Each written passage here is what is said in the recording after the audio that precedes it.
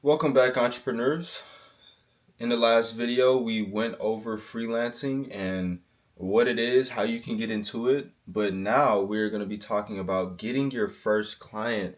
And the way that you're going to be doing that is most likely with outreach. So, first things first, like, comment, and subscribe. Look, this information is coming from over a decade of experience. I've worked with thousands of clients. I have facilitated so many projects that I can't even count.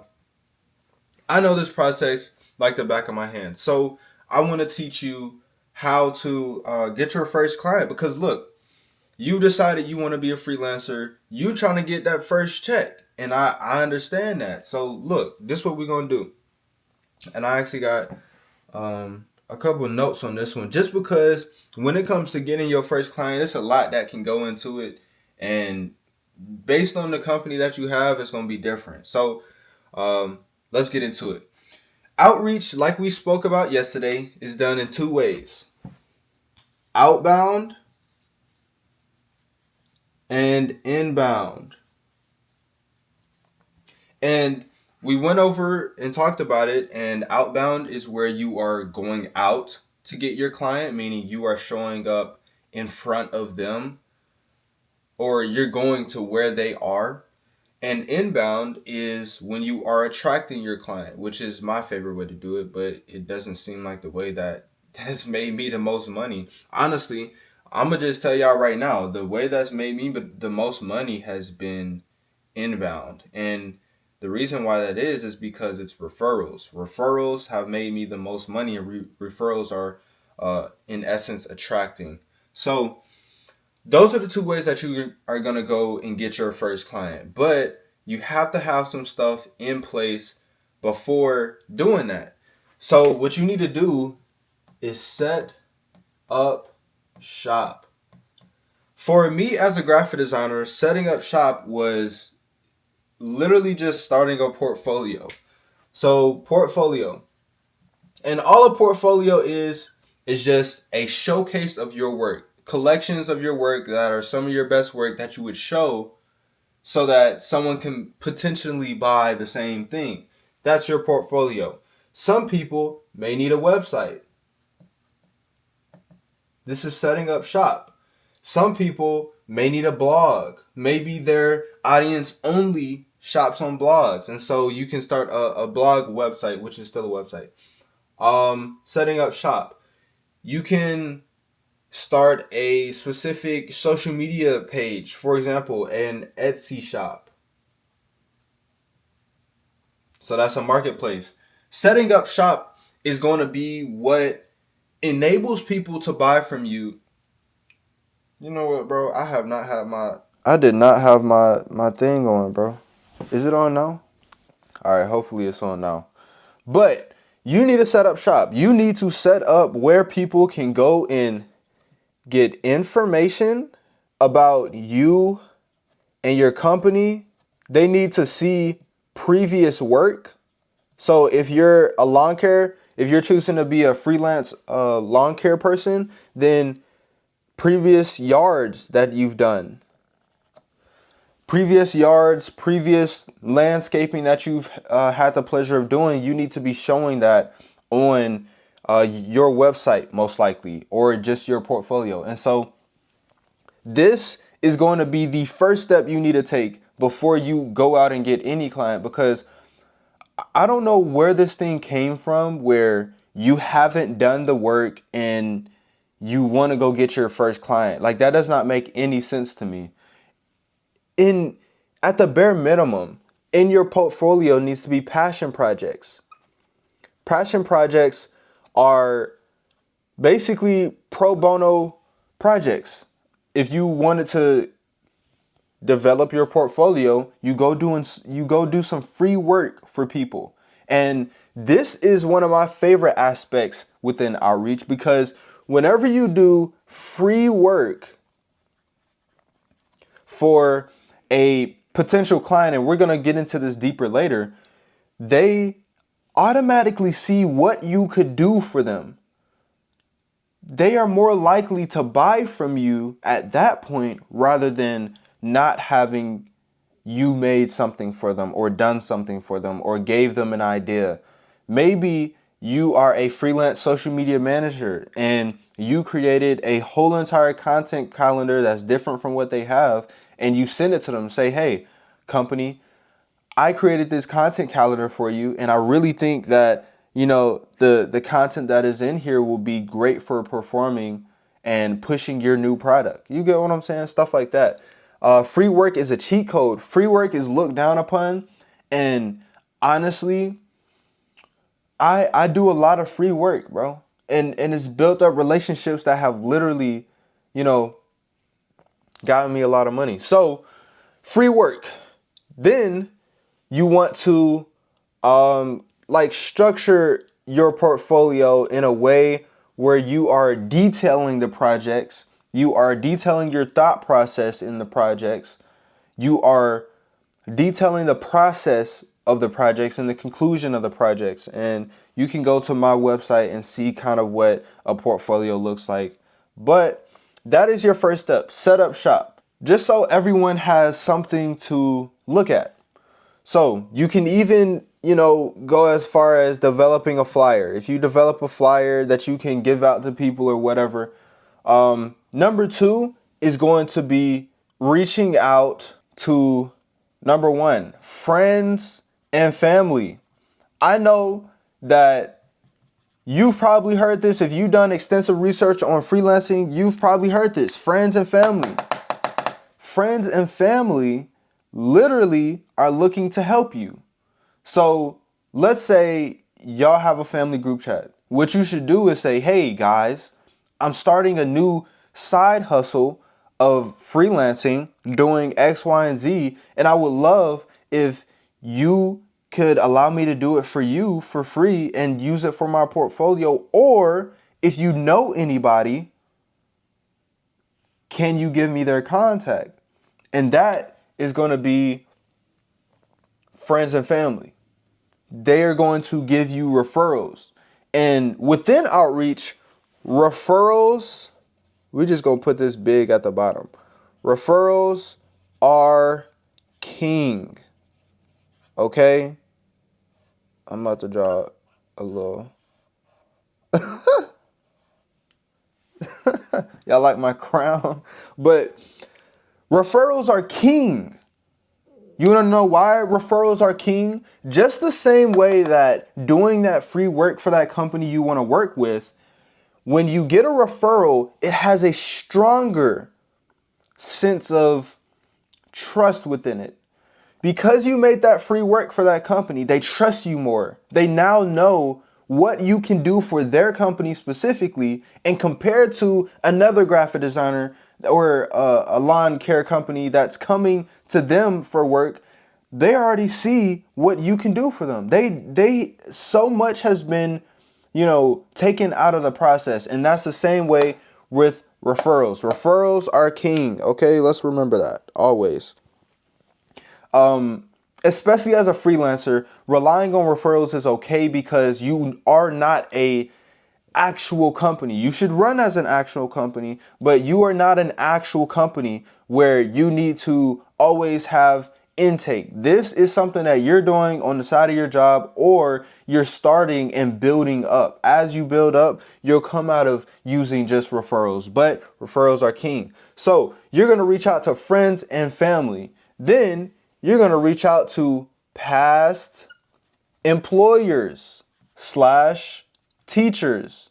Yes, your past employers, especially if they had a good experience with you, will be happy in, getting people to your business or telling people about your business and say, hey, I had this great employee. They started doing this thing. You should check them out. Exactly. That's exactly how it goes. And your teachers love you. Let's say you weren't a bad kid in school. Your teachers love you. Go back to your teachers and say, hey, so-and-so, I would love to, build up this new thing that I'm doing. Can you help me do that? And they will do it. They will help you do it. And that is going to be referrals as well. But now we're going to get into something that is going to get you clients that you don't know. So, really quick. Referrals are king. Remember that referrals are king. We are going to get into precision outreach. Okay, that may be a new word to some of you. Precision outreach. The problem with outreach is that you can talk to everybody that you want to in outbound. You can say, hey, Jimmy Joe, I really would like to do this for you. And they can say no. So when you go to precision outreach, you are qualifying this person, making sure that you can do the best work for them, making sure that you can get the best result for them. You are okay with spending time on getting this client because, for example, let's take a video designer, a video effects designer. If you did precision outreach for, let's say, the NBA, then you would be okay with spending more time getting that client because you know for a fact that the NBA is somebody that you can work with or want to work with or needs your service. And so when you do precision outreach, you are vetting. That's just what you're doing. Most cold outreach, and we're going to say versus cold outreach. So most cold outreach is just simply unvetted. So yeah, you may look at a person's business, or you may drive by their business, or you may look at their social media page and see stuff, but have you really took a deep dive into this company? And precision outreach is more for high ticket companies. High ticket being, I would say high ticket is about 3,000 or more. So if your product or service is about $3,000 or more, you most likely have a high ticket product. So precision outreach, you are vetting. And number two, we're going to go back to that. You are going to do free work for them. So that same thing that you want them to hire you for, you're going to do it for free and you're going to send it to them. You're going to do that free work and you're going to send it to them. No strings attached. You don't even want anything for it. But if you go through the vetting process correctly, and if you would like a video going into the vetting process for precision outreach, or how that actually looks on something like LinkedIn or Instagram, then feel free to comment it. But you're going to do that free work and send it to them. No strings attached. Just say, hey, I made this for you guys. I would be happy if you took a look at it. Stuff like this. Also, with your precision outreach, you are going to follow up. So let's say you send an email one day and they didn't respond. So 2 days later, you're going to get their phone number and you're going to call them up. And you're going to say, hey, is so-and-so available, the decision maker? And you're going to say, hey, I wrote an email to you concerning insert very time sensitive thing. Like, let's say they have an upcoming event. I sent you an email concerning making sure your event turns out correctly or whatever, But moral of the story, you're gonna call them on the phone and you're gonna talk to them and you're gonna try to lock it in like that. Now, if they don't pick up the phone, you are going to go to one of their social media sites and you're gonna DM them. You're gonna DM them and say, hey, I've been trying to get in contact with you. Or you can say something like, just ask them about something that you do. For example, if you're a lawn care freelancer, then you would ask them, hey, I noticed that your church parking lot grass isn't cut. Could I help you with that? That's a message that you would DM them. But you're going to do this over and over and over. But also what you're going to do is message employees. So you're going to message all of the high ranking. If this is a company that has a C-suite, message them. If this is a company that just has managers, message them. Message all of the people that you are looking to get in contact with to work with this company. And like I said, this is more for high ticket. When you're selling a product or a service that is thousands of dollars, you can spend more on acquiring this client. And so this is a lot of work. This is a lot of time, but you can spend that on getting this client because it is going to be recuperated. Now, cold outreach is just stuff like, getting a list on Fiverr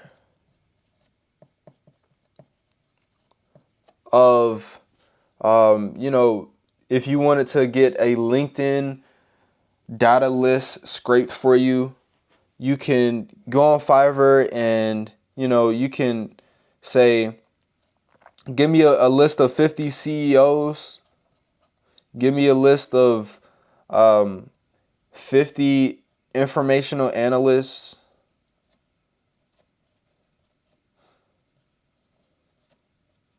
Whatever your demographic is, if they are on LinkedIn or if they are on another social media site where they're, what they do is actually on their Instagram, you can get Instagram scraped as well, which is basically, you'll get emails, phones, and I believe occupation, something like that.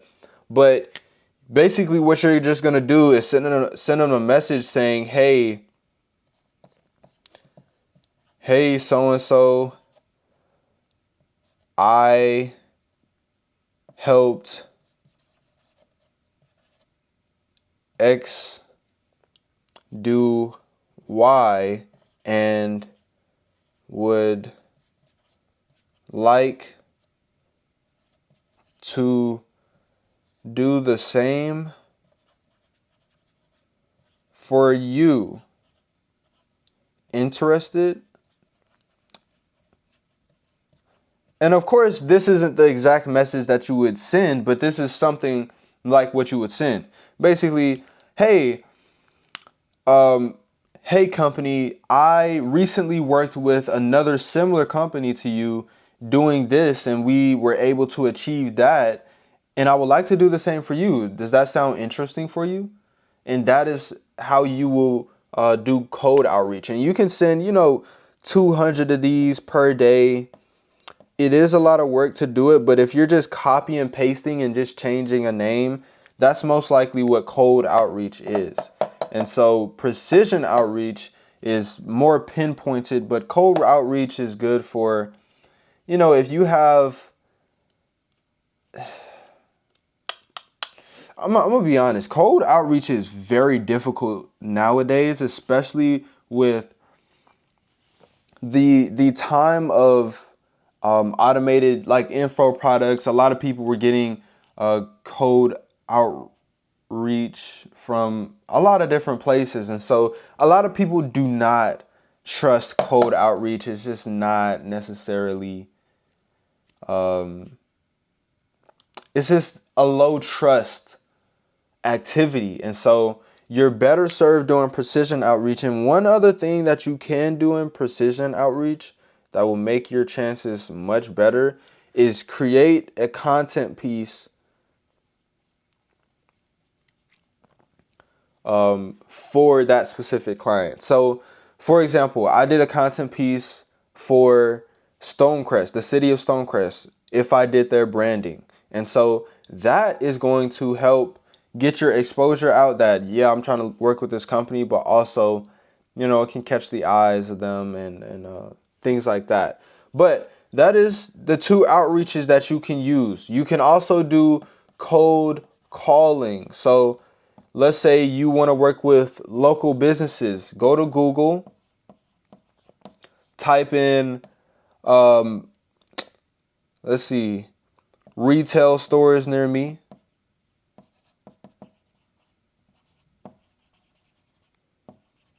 Or you can do something like restaurants near me.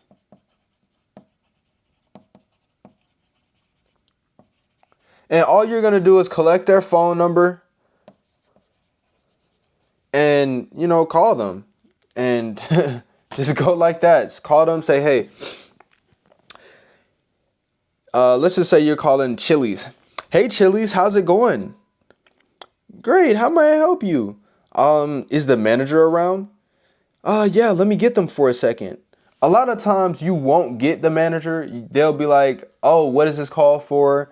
And you just got to play it right. But be like, hey, so I recently drove by your store and I saw that the grass, you know, is getting kind of overgrown. Is that something that you guys are handling right now?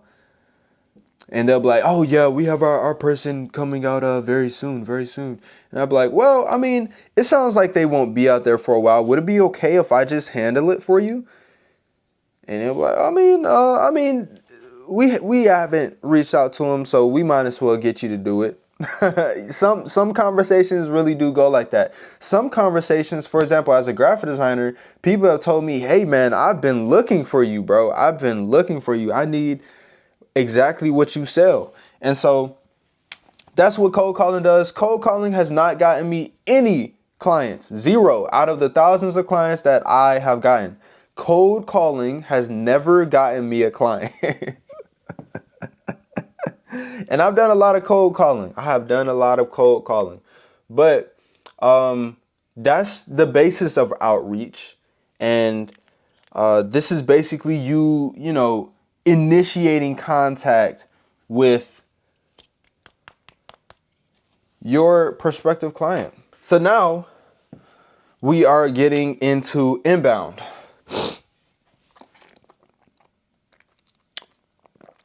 Pretty much everything we just talked about is outbound. So you're going out to get them. But now we're going to talk about inbound. Yes. Attract. Inbound is where we attract. So how can we do inbound? Inbound is, okay, so inbound are things like blogs, social media content, a ebook of some kind can be inbound. A webinar can be inbound. Basically anything that you're putting up so that people can come and get it, or people can come and consume it, or people can come and meet you. That is what inbound is. It's just attracting people towards you. And my favorite one, of course, is social media content. And this is the one we're going to deep dive into. So social media content. And I actually have another video on my other page that is, you know, deep diving into content. But when you are starting social media content for your new freelance business, you need to, number 1, be confident. Number 2, be consistent. Number 3, be optimizing. Okay? When you are talking about your business, do not be timid. Not online. When you're talking about your business, say, look, local, I said, look, be like, local Fulton County residents, we have just started the absolute best service for lawn care that you as a homeowner can ever have. It does X, Y, and Z. You know what I'm saying? You need to be very enthusiastic when you are creating your content. And we're going to get into the actual pillars and styles, but you need to be confident. Do not allow these people to see you and you're being quiet about your business. You should not be doing that. Consistent. If you are posting 1 time a week, you will fail unless you creating some type of very viral piece of content. For example, if you want to be a lawn care freelancer, if you were creating content of you doing a free lawn care project for a huge overgrown yard, everybody knows that is a viral piece of content. And so you can do that once a week and get tons of of hits on social media, it's not to say that those are going to be clients for you, but that is going to be a great way for you to get large viewership, but that's still not being consistent. What I would say is 1 time to 3 times a day. And that's on all platforms. IG, TikTok, LinkedIn, Twitter if you use it, or X. Everything. Like, you need to be on everything consistently, because the more you are consistently talking about your business, the more people are going to look at you from that angle and build trust through your content. So what should you be making as content though? And these are going to be your pillars. So pillars are basically going to be your revolving topics that you're always going to touch on inside of your content. Let's say that you are a graphic designer. One of your content pillars is going to be how to stand out, or basically, the actual aesthetic look of your business. So let's say I'm gonna take me for example. My pillars were business design, branding. Let me see, what else was another pillar of mine? Marketing, and I will say we'll just keep it at that. Okay, business design, branding, and marketing are my pillars. So that means I need to come up with some styles that are going to portray those pillars. So if I want to come up with a style that is going to portray branding, it can be basically past client work, because that's the type of work that I do.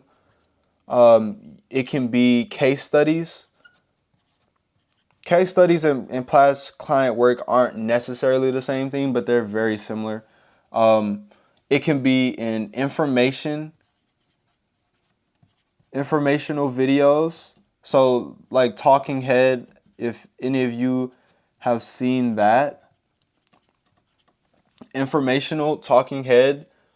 You can have a game show type of style where you get viewers to pick the right brand or something like that. And you got to get fun with it. But what I would say everyone to do is do informational talking head for anything that you do. If you're a copywriter, do talking head videos talking about the 5 best ways to create hooks.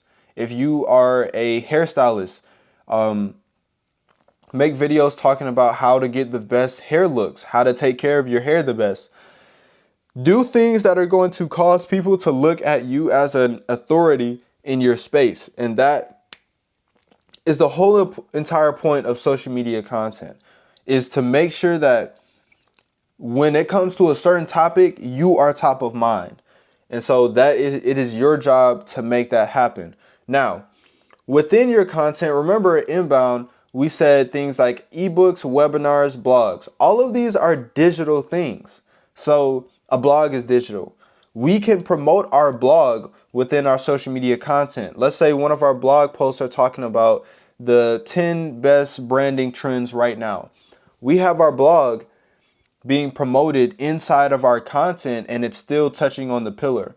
So another one is ebooks. So let's say you write an ebook about as a nail tech, and you are writing about all of the different nail shapes and how to do certain stuff and how to source certain stuff, or and your audience is trying to learn how to do lash stuff as well. Then you can create an ebook teaching all of that, and you can talk about it in your content. Say, hey, if you would like to learn how to do everything that I do, go get my ebook. And you can promote that in your content, and that will continue to attract customers to you. So, webinar. Webinar is basically more for, digital businesses. Graphic designers can do them. If you're a funnel builder, you can do them. If you are an AI implementation company, you can do them. If you are a automation company, you can do them. A lot of people can do webinars. If you're teaching other people how to do business in a way, you can do webinars. And this is basically just a pre-recorded or live video of you, sharing some information, giving some value. And, this can be paid, it can be free, but that is a great way to, boost your name up and get a concurrent audience to be viewing with you. And so those are the 4 different ways of inbound. There are so many other ways. Please do not let this look like it's, the only thing. But I also want to touch on briefly cold DM. So cold email and cold DM are done differently. Okay? And this is going to go hand in hand with social media, which is why I'm talking about it right after.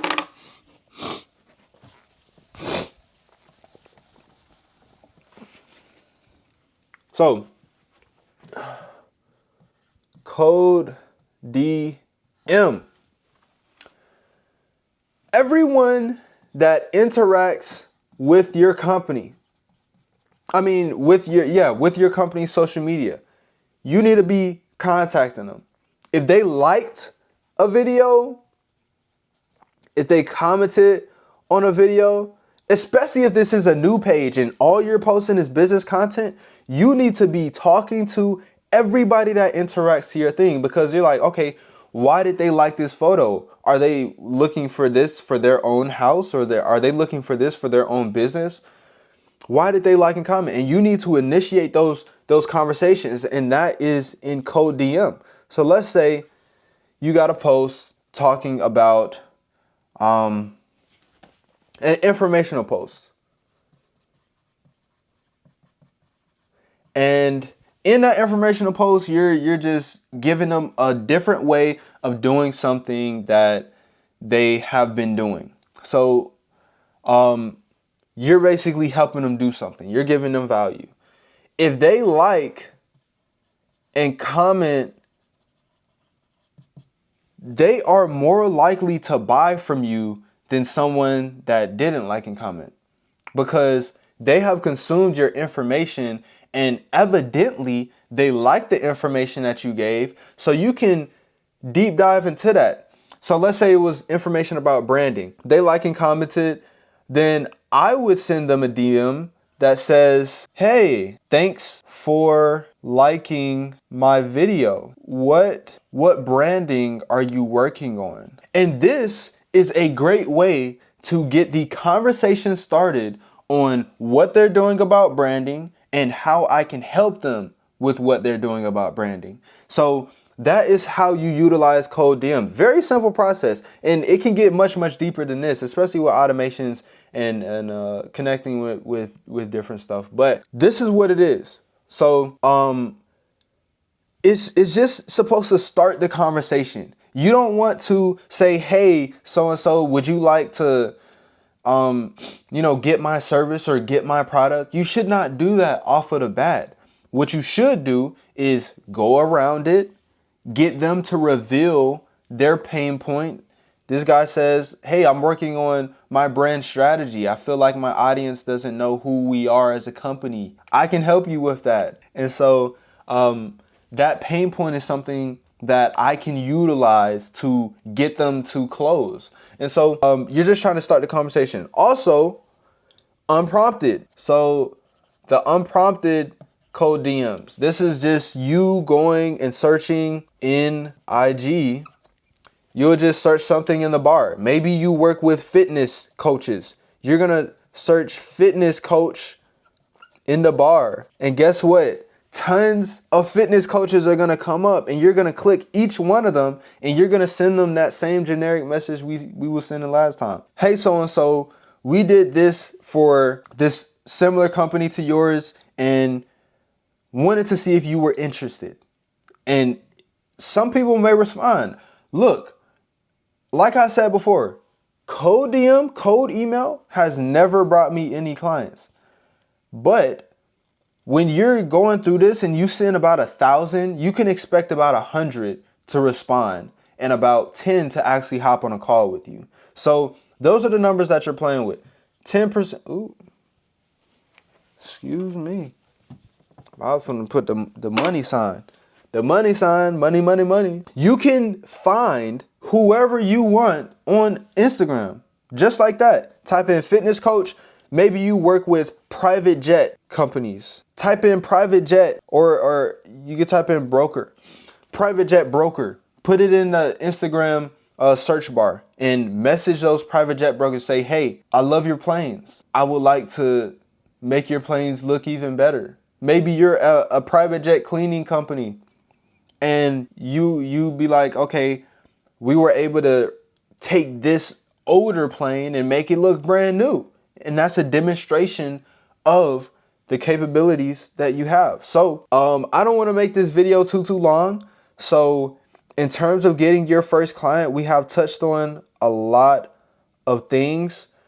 And I want you to let me know how you planning on going out and getting your first client. You could do a lot of this stuff simultaneously, but what I recommend, the 2 MVP things you need are a portfolio and some way of you reaching out. So a portfolio, just so when you reach out, you can send it to whoever you need to send it to.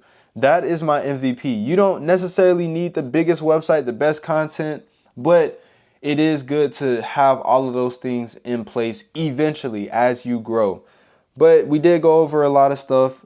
Make sure you comment your favorite part. In the next episode, we are going to go over onboarding. So after you have gotten your first client through outreach, you're going through the process with them. How can you onboard this client correctly for your business and make sure that it's the correct experience, ensuring that they stay with you? So this has been David Logan. If you guys are liking these videos, please comment, let me know. And I will see you in the next one. Peace.